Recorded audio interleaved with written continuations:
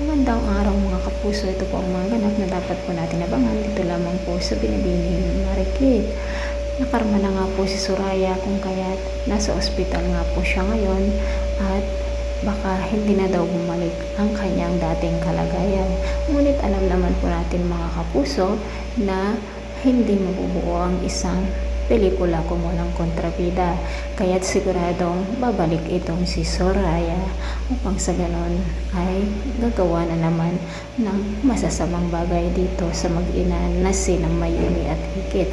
Hanggang ngayon ay hindi pa rin nakikilala ni Mayumi ang kanyang anak na si Ikit at hindi rin nakikilala ni Ikit ang kanyang ina na si Mayumi. Ngunit ang good news mga kapuso ay magkakaroon nga ng reunion dito sa batch ni na Mayumi noon at pupunta nga po dito si Mayumi at ito ay naikwento ng ninong ni Ikit sa kanya kung kaya't dito na nga sinabi ng kanyang ninong ang pangalan ng kanyang nanay na Mayumi at siguradong makikilala na daw ni Ikit sa pagkakataong ito ang kanyang ina mga kapuso. Pinuntahan nga ni Ikit ang lamesa na kung saan ay nakapangalan doon Mayumi and family.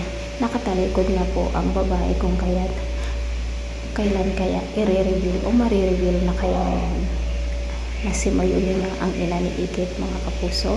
Ito po ang mga kaabang-abang na dapat po natin abangan. Ang pinakaabangan po ng lahat ang pagkakilala ng mag-ina na sina Ikit at Mayumi. Thanks for watching. Bye bye.